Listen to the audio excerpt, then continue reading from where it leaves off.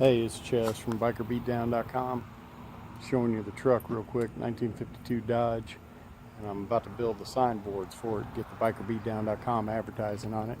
I figured I'd crank it up and let you take a look real quick.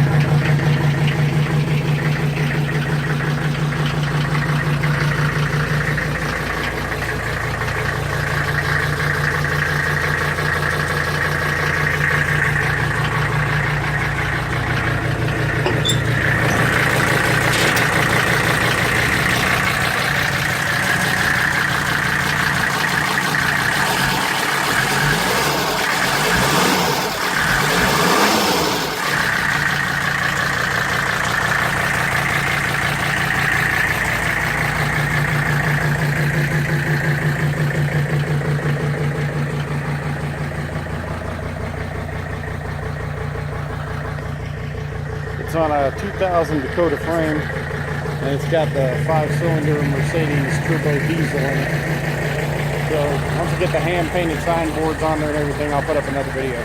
Appreciate it.